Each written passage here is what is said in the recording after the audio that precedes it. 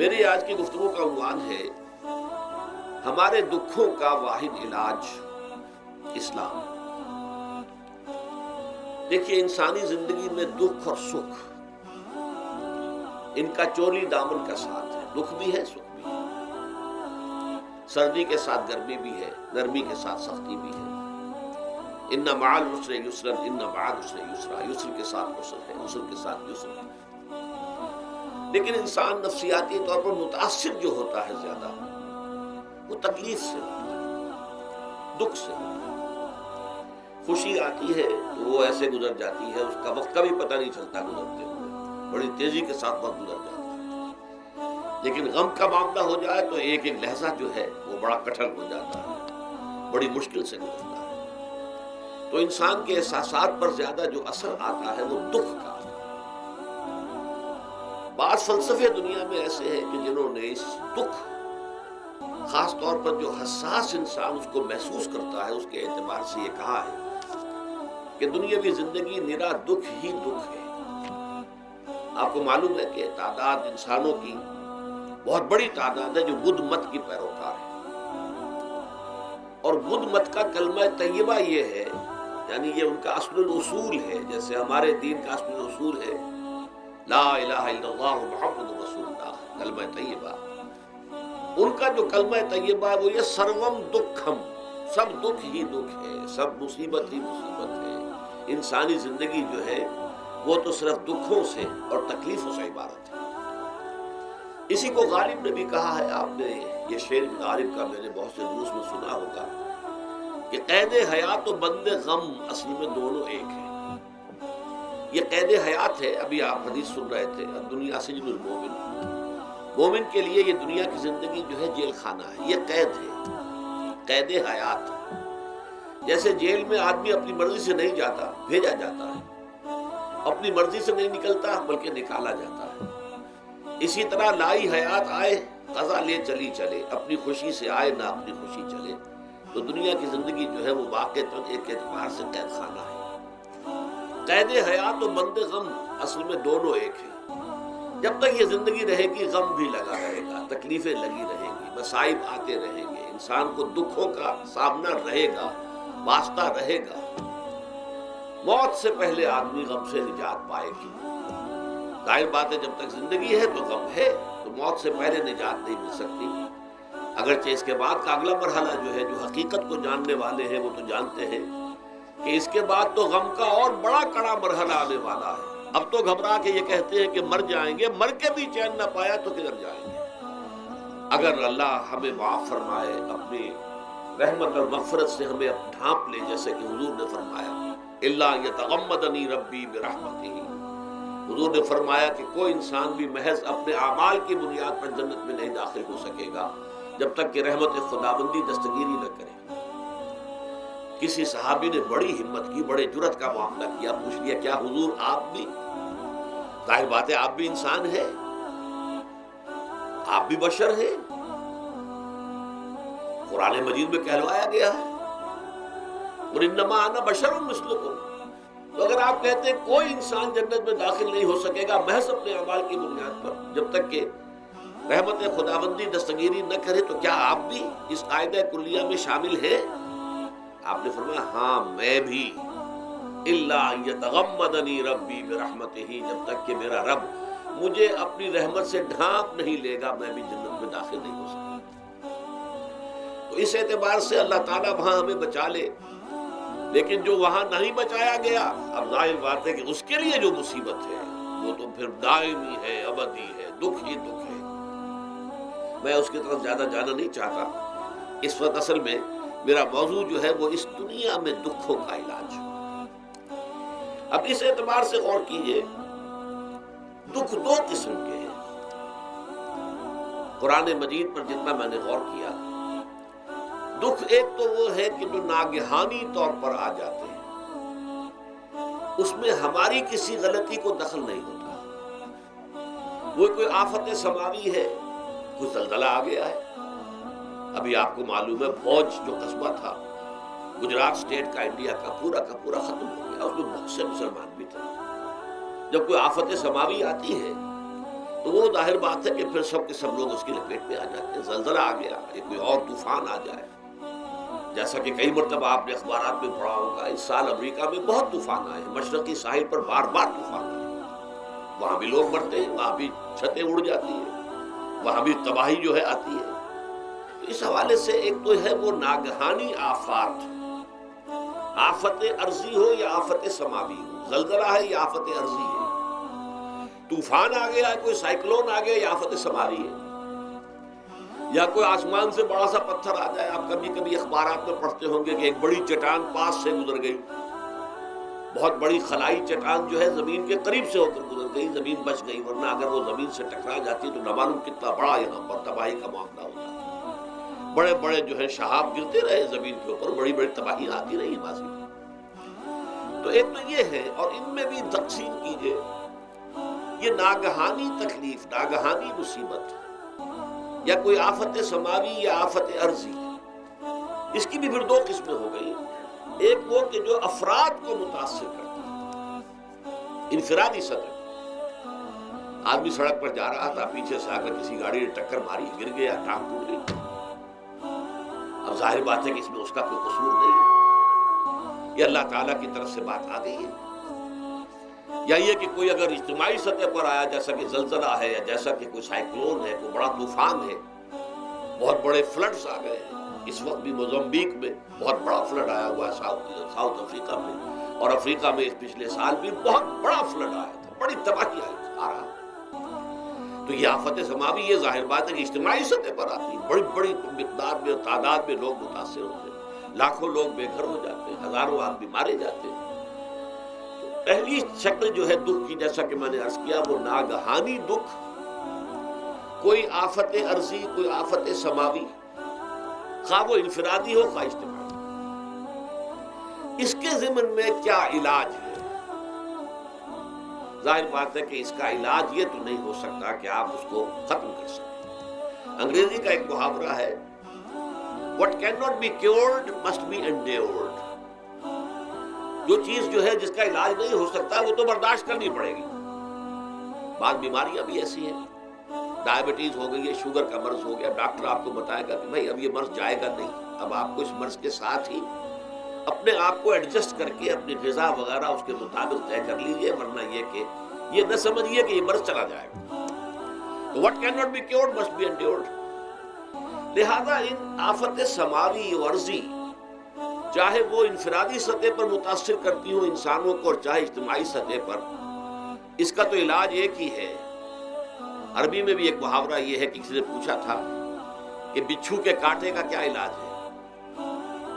البکاء الی الصباح، رات کو اگر کاٹا ہے کسی بچھو نے تو روتے رہو صبح تک، یہ علاج ہے، اس کا اور کوئی علاج ہے ہی نہیں. تو جو چیز لا علاج ہے اسے برداشت کرنا.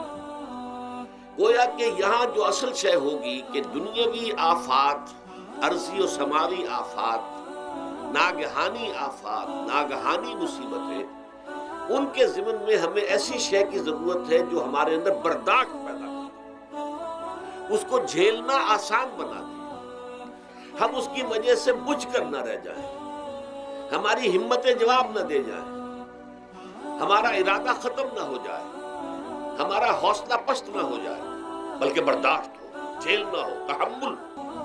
ابھی بٹر صاحب کہہ رہے تھے اللہ تعالیٰ ذرا سا متحمل ہے. میں نے کہا یہ بہت غلط بات کہہ رہے، اللہ بہت متحمل ہے. وہ ذرا سا تو یوں سمجھیے کہ ان کے کہنے کے انداز میں یہ بات آ گئی، ذرا سا رحیم بھی ہے. نہیں، وہ بہت رحیم ہے، بہت متحمل ہے، بہت حلیم ہے. لیکن یہ کہ ہمیں یہ جو آفات سماویہ اور ارضیاں ہیں جو ہمارے اوپر آ جاتی ہیں اللہ کی طرف سے، ان کے ضمن میں ذہنی ایک ایٹیچیوڈ پیدا ہو جائے، سوچ کا ایک خاص رخ بن جائے، انسان کے احساسات ایک خاص طرز پر ڈھل جائیں، تو پھر ان کو برداشت کرنا آسان ہو جاتا ہے. اور وہ کیا ہے؟ وہ ہمارے ایمان کا لازمی تقاضا ہے. ایمان ہمیں یہ بتاتا ہے کہ کوئی مصیبت اس زمین میں آتی ہے نہ تمہاری جانوں پر آتی ہے بغیر اذن رب. جو کچھ آ رہا ہے اللہ تعالیٰ کے فیصلے سے آیا ہے. یہ کوئی اندھا بہرا مادہ نہیں ہے، یہ کوئی اندھا بھینسا نہیں ہے کہ اس نے آ کے آپ کو ٹکر مار دی ہے. نہیں، یہ تو سمیع و بصیر، علیم و خبیر اللہ اور حکیم اور قدیر اللہ کا فیصلہ ہے، لہذا یہ من جانب اللہ ہے، اس کو تم سمجھو یہ اللہ تعالیٰ کی طرف سے ہے۔ اور جب اللہ کی طرف سے ہے تو سورہ آل عمران میں فرمایا بیدہ الخیر، اس کے ہاتھ میں تو خیر ہی خیر ہے۔ یعنی بظاہر تمہیں محسوس ہوتا بھی ہو کہ یہ میرے لیے تکلیف دہ بات آ گئی ہے، تو اس کو یوں سمجھو کہ اس کا نتیجہ جو میرے حق میں نکلے گا وہ خیر ہوگا۔ فوری طور پر تو تکلیف ہے، مجھے اچھی نہیں لگ رہی، ناگوار ہے، لیکن نتیجہ اس کا خیر نکلے گا۔ جیسے بچہ بیمار ہے، ماں اسے دوا پینے پر مجبور کر رہی، کڑوی دوا ہے، وہ تو سمجھتا ہے مجھ پر بڑا ظلم ہو رہا ہے، یا آپ لے گئے اسے ڈاکٹر کی ہڈی کا لگوایا ہے، وہ تو چیخ رہا ہے، رو رہا ہے، لیکن آپ کو معلوم ہے، اور کاش اسے بھی معلوم ہو جائے کہ یہ میرے خیر کے لیے، میرے بھلے کے لیے، اگر اسے یہ معلوم اور محسوس ہو جائے تو اس کی تکلیف اس کے اندر بہت کمی آ جائے گی، وہ سہار لے گا، اس کو وہ برداشت کرے گا۔ اس حوالے سے اس کا جو ہمارے دین میں اس کا نام ہے، اس ذہنی کیفیت کا، ان احساسات کا، اسے ہم کہتے ہیں تسلیم و رضا۔ جو کچھ آ رہا ہے اللہ کی طرف سے آ رہا ہے، لہذا سر تسلیم خم ہے، اے اللہ ہم قبول کرتے ہیں، رضا، ہر حال میں تیری رضا پر راضی ہیں، جو تیرا فیصلہ ہے ہمیں بصر و چشم قبول ہے، تسلیم و رضا۔ ہم بھی تسلیم کی خو ڈالیں گے، بے نیازی تیری عادت ہی صحیح، اللہ تو بے نیاز ہے، لیکن اے اللہ تو ہمارے لیے جو بھی تکلیف کا تو نے فیصلہ کیا، ہم تسلیم کی خو ڈالیں گے، عادت پیدا کر لیں گے اپنے اندر کہ ہر چساقی یہ ماریخ عین الطاف است، کہ میرا ساقی میرے پیالے میں جو کچھ ڈال دے اس کا لطف و کرم ہے۔ یہ مقام رضا ہے، یہ ایمان کا ایک ایسا تقاضا ہے کہ جس کو ہم کہیں گے ایمان کی حلاوت، ایمان کی مٹھاس۔ اگر آپ کا منہ کڑوا ہو جائے تو آپ چینی کھاتے ہیں تاکہ منہ کا ذائقہ ٹھیک ہو جائے۔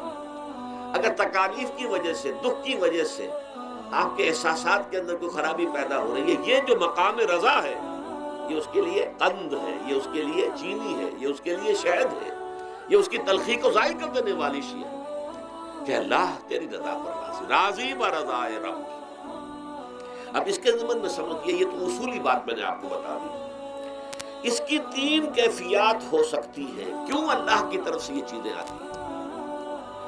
سب سے پہلی شے ہے، اب وہ جو آیات میں نے سنائی تھی وہ سن لیجئے پہلے ترجمہ۔ سورہ تغابن میں فرمایا ما صاب من مصیبت الا باذن اللہ، دیکھو کوئی مصیبت تم پر نہیں آ سکتی، نہیں آتی مگر اللہ کے اذن سے۔ ومن یؤمن باللہ، اور جو شخص اللہ پر ایمان رکھتا ہو، یہدی قلبہ، اللہ اس کے دل کو ہدایت دے دیتا ہے، اس کے دل کو سکون عطا کر دیتا ہے، وہ راضی برضائے رب ہو جاتا ہے، اس میں شکوہ نہیں رہتا، اس میں شکایت نہیں ہوتی، اس میں تلخی نہیں ہوتی، کیوں ہو گیا، کیسے ہو گیا، کیوں ہو گیا، نہیں ہونا چاہیے، نہیں۔ یہ سارا جو پیچ آدمی کھاتا رہتا ہے اندر ہی اندر، وہ جو پیچ کھا رہا ہے، یہ سب پیچ سے نجات نہیں گئی۔ برو کشید سے پیچا کہ ہست و بود مرا، چے اقدہا کے مقام رضا کشود مرا۔ یہ پیچ کھانا جو ہے، پیچا کے ہست و بود، اس سے اللہ تعالیٰ نے مجھے نجات دے دی ہے مقام رضا کے ذریعے سے۔ کتنے بڑے بڑے عقدے میرے حل ہو گئے اس مقام رضا سے، چے اقدہا کے مقام رضا کشود میرا، میرے تو بہت سے عقدے اس سے حل ہو گئے۔ اس حوالے سے ایک موٹی بات تو یہ ہو گئی، لیکن اب اس کو تین حصوں میں تقسیم کی گئی۔ پہلی بات یہ کہ یہ اللہ کی طرف سے آزمائش کے طور پر آتا ہے۔ آزمائش، میرا بندہ اس پر صبر کرتا ہے یا نہیں، یا میرے خلاف بکواس کرنے پر آمادہ ہو جاتا ہے۔ اللہ تو ایسا ہے، اللہ نے تو ہم پر کبھی کرم کیا ہی نہیں ہے، اللہ تو ظالم، معاذ اللہ معاذ اللہ معاذ اللہ۔ کہیں ایسا تو نہیں، میرا بندہ جو ہے تکلیف کو جھیلتا ہے میری وجہ سے، یہ سمجھ کے کہ اللہ کی طرف سے آئی۔ یہ صبر جو ہے یہ بہت بڑی کامیابی ہے اگر انسان کو حاصل ہو جائے، اور اس صبر کے نتیجے میں دو اور باتیں پیدا ہوتی ہیں۔ یہ مضامین علیحدہ علیحدہ دروس کے اندر آتے رہے ہیں، لیکن آج ایک نئے عنوان کے تحت جمع ہو کر آ رہے ہیں۔ پہلی بات یہ ہوتی ہے کہ یہ امتحان کا نتیجہ کیا نکلتا ہے کہ آپ نے ایک امتحان پاس کیا تو آپ کے اگلے درجے میں ترقی ہو جاتی ہے۔ 5ویں کا امتحان پاس کر لیا نا تو 6ٹھی میں جائیں گے، اب 6ٹھی کا امتحان پاس کریں گے تو 7ویں میں جائیں گے، 7ویں کا پاس کریں گے تو 8ویں میں۔ درجہ بدرجہ انسان کی دینی، ایمانی اور روحانی ترقی کا ذریعہ یہ آزمائش ہوتی ہے۔ جتنا اس میں صبر ہوگا، جتنا اس میں تسلیم و رضا جو ہے آپ حاصل کرتے جائیں گے تو آپ کے درجے بلند ہوتے چلے جائیں گے۔ آپ کا امتحان کڑے سے کڑا آئے گا، بڑے سے بڑا آئے گا، مشکل سے مشکل تر آئے گا۔ ایک وقت میں ایم اے کا امتحان بھی آپ کو دینا ہوگا، ایک وقت میں ہو سکتا ہے پی ایچ ڈی کے لیے تھیسس آپ لکھیں، پھر اس کے اوپر جو ہے ٹیم بیٹھی ہوئی اور آپ سے وہ بحث کرے، جرا کرے آپ سے، وہ بھی کرنا ہوگا۔ لیکن یہ کہ اگر پرائمری ہی میں فیل ہو گئے تو اس کا سوال ہی پیدا نہیں ہوتا کہ کبھی آپ ایم اے کا یا پی ایچ ڈی کا تھیسس بھی لکھیں۔ اور اسی کو دوسرے انداز میں کہا گیا ہے قرآن مجید میں، وَلِيُبْلِيَ الْمُؤْمِنِينَ مِنْهُ بَلَاءً حَسَنًا۔ اصل میں ابلا کہتے ہیں، بلا یبلو جو ہے عربی زبان میں آتا ہے آزمانا۔ خلق الموت والحیات لِيَبْلُوَكُمْ أَيُّكُمْ أَحْسَنُ عَمَلًا، یہی معنی ابتلا کے میں، ابتلا یبتلی آزمانا۔ ابلا یبلی جو آتا ہے باب افعال سے، اس میں آتا ہے کسی کو کسی تکلیف میں ڈال کر اس کو نکھارنا، کہ اس کا جوہر نکھر جائے، اس کے اندر جو خیر ہے وہ اور چمک جائے، لوگوں کو بھی معلوم ہو جائے کہ یہ شخص اس مقام کا اہل ہے، اس کے اندر یہ صلاحیت ہے، اس میں یہ قوت موجود ہے۔ تو یہ گویا کہ اہل ایمان کی صلاحیتوں کو نکھارنے کے لیے اور ان کے درجات کی ترقی کے لیے بھی اللہ تعالیٰ دنیا کے اندر یہ مصیبتیں اور امتحانات جو ہیں آزمائش کے حوالے سے افراد پر بھی اجتماعی طور پر ملاتا ہے۔ اور ایک اس کا اور بھی ہے، اہل ایمان پر اس طرح کی ابتلا و آزمائش کی ایک نوعیت اور بھی ہے، اور وہ یہ ہے کہ جو بھی آپ سے غیر ارادی طور پر یا یہ کہ آپ نے کوئی گناہ ارادی طور پر بھی کر لیا، اللہ تعالیٰ اس کی سزا اسی دنیا میں دے کر آخرت کی سزا سے محفوظ کر دیتا ہے۔ گویا کہ اس سے بڑا خیر کیا ہوگا؟ یہاں کی سزا کیا ہے؟ جھیل لیا آپ نے، بخار آ گیا، ٹانگ ٹوٹ گئی، چلیے 3 مہینے آپ بستر پر پڑے رہے نا، اور کیا ہوا؟ کچھ نہیں۔ لیکن یہ کہ آخرت کی سزا ملتی بہت عظیم ہوتی، لہذا کفارہ بناتا ہے اللہ تعالیٰ گناہ، جو بھی گناہ ہو گئے، غلطیاں ہو گئی ہیں، ان کا کفارہ اللہ تعالیٰ بندہ مومن کے لیے، حضور کی ایک حدیث ہے، اس کا متن مجھے اس وقت یاد نہیں ہے، کہ مومن کا معاملہ عجیب ہے، اسے کوئی تکلیف پہنچتی ہے صبر کرتا ہے، وہ اس کے گناہوں کا کفارہ بن جاتا ہے، اور اگر کوئی خوبی ملتی ہے اس پر اللہ تعالیٰ کا شکر ادا کرتا ہے، اس کے درجات بلند ہو جاتے ہیں۔ تو یہ معاملہ جو ہے اللہ تعالیٰ کی طرف سے بندہ مومن کے حق میں خیر، کہ در حقیقت اس کے ان گناہوں کی پاداش کہ جو اس نے یہاں کر لیے ہیں، یہی دنیا میں دے کر دھو دیا جائے، پاک کر دیا جائے۔ جیسے آپ کو معلوم ہے دھوبی جو ہے کپڑے کو بھٹی میں چڑھاتا ہے، گرم پانی میں ڈالتا ہے کہ ڈالتا ہے تاکہ اس کا میل نکلے، اس کے آگے پٹکتا بھی ہے ذرا اس کو تاکہ وہ میل اچھی طرح چھٹ جائے اس سے۔ اسی طرح اگر دنیا میں ہمارے میل چھٹ جائیں، دنیا میں اگر ہمارے گناہ دھل جائیں، تو یہ بڑے نفع کا سودا ہے، بڑے نفع کا سودا ہے، بڑے نفع کا سودا ہے۔ اس اعتبار سے آپ غور کیجئے کہ اگر یہ حقائق ہمارے سامنے رہے تو کیا کوئی تکلیف دنیا کی ہمیں بھاری محسوس ہوگی؟ ہمیں تو بتایا یہ گیا ہے کہ عسیٰ ان تکرہوا شیئا وہو خیر لکم وعسیٰ ان تحبوا شیئا وہو شر لکم واللہ یعلم وانتم لا تعلمون۔ ہو سکتا ہے کہ تم کسی چیز کو ناپسند کرو، دراصل کہ اسی میں تمہارے لیے خیر ہے، تمہیں نہیں پتا، اور ہو سکتا ہے تم کسی چیز کو پسند کرو، دراصل کہ اس میں تمہارا شر ہے لیکن تمہیں نہیں معلوم۔ اللہ یعلم وانتم لا تعلمون، اللہ جانتا ہے تم نہیں جانتے۔ اس حوالے سے سپردم بتو مایا خیشرا تو دانی حساب کم و بیشرا، اے اللہ، اس کو کہتے ہیں تفویض۔ یہ سورہ تغابن کے درس میں یہ تمام مضامین تفصیل سے آتے ہیں کہ ایمان کے جو باطنی ثمرات ہیں اس میں سب سے پہلے مقام رضا ہے، پھر تفویض ہے، توکل ہے۔ آپ محنت کر رہے ہیں، محنت کر رہے ہیں، محنت کر رہے ہیں، نتیجہ نہیں نکلا۔ ایک نتیجہ یہ نکلے، ایک بچے نے بہت محنت کی، دن رات کام کیا، فیل ہو گیا امتحان، اب صدمے سے کمر ٹوٹ سکتی ہے اس کی، لیکن نہیں، ہو سکتا ہے کہ اللہ تعالیٰ نے اسی میں میرے لیے خیر رکھی ہے، اس لیے کہ ہماری محنت سے کچھ نہیں ہوگا، ہمارے مادی وسائل سے کچھ نہیں ہوگا اللہ کے اذن سے، اللہ کی مرضی سے، اللہ کی مشیت سے۔ یہ ہمارے لیے خاص طور پر اس اعتبار سے بہت اہم نقطہ ہے ہم سب راہ حق کے مسافر ہیں، اپنے اپنے بس پڑتے محنت کر رہے ہیں، وقت بھی صرف کر رہے ہیں، مال بھی صرف کر رہے ہیں، محنت کر رہے ہیں، مشقت کر رہے ہیں، لیکن فرض کیجئے جیسا کہ ہے فی الواقع، فرض کیا کیجئے، وہ تو واقع سامنے کی بات ہے، نتائج نکلتے نظر نہیں آ رہے، قدم نہیں بڑھ رہے، ہماری طرف لوگوں کا رجوع عام نہیں ہے، ٹھیک ہے، اس پر قطعاً بدل ہونے کی بات نہیں، یہ اللہ تعالیٰ کی مشیت میں ہوگا، جب وہ چاہے گا تب ہوگا، ہمارا کام یہ کہ اپنا فرض ادا کیے چلے جائیں بس، اور نتیجے سے بالکل ذہن کو اپنے منقطع کر لیں، ذہن کا کوئی تعلق آپ کے نتیجے کے ساتھ نہ رہے، یہ جب تک کیفیت ہماری نہیں ہوگی، ہم اس راہ پر استقامت اور مدام اس پر محنت اور جد و جہد کرنا جو ہے وہ ہمارے لیے ممکن نہیں رہے گا۔ اس کے لیے میں اگر آپ کے سامنے رکھوں معاملہ کہ حضور صلی اللہ علیہ وسلم کے جو پہلے 10 برس ہیں، جب سے آپ کو آغاز ہوا ہے وحی کا، اس کے بعد سے پہلے 10 برس دن رات کی محنت، شدید مشقت، یہاں تک کہ اللہ بھی روک رہا ہے، نبی آپ اپنے آپ کو ہلاک کر لیں گے، لعلک باخع نفسک الا یکونوا مؤمنین، کیا آپ اپنے آپ کو اس صدمے میں ہلاک کر لیں گے، یہ ایمان نہیں لا رہے، اس قدر صدمہ، لیکن اس کے ساتھ یہ ہے کہ یہ نہیں ہے کہ نتیجہ نہیں نکل رہا تو کام چھوڑ کے بیٹھ جائیں، نہیں، معاذ اللہ، معاذ اللہ، نتیجہ نہ نکلے تو حضرت نوح علیہ السلام کی عمر بھی اگر حضور کی ہوتی 950 برس بھی حضور دعوت دیتے تھے، آپ کا کام تھا، آپ کا فرض تھا، حضرت نوح علیہ السلام بھی تو آخر اللہ کے ایک بندے تھے، اللہ کے رسول تھے، 950 برس تک دعوت دی ہے، فَلَبِثَ فِيهِمْ أَلْفَ سَنَةٍ إِلَّا 50 عَامًا، یہ تو ہم مانتے ہی نا، اگر قرآن کے اندر نص قطعی صریح الفاظ نہ ہوتے کہ 950 برس تک گئے، ورنہ یہ بات سمجھ سے بالا تر ہے عام طور پر، معلوم ہوتا ہے کہ اس دور میں ابھی عمریں زیادہ تھی لوگ،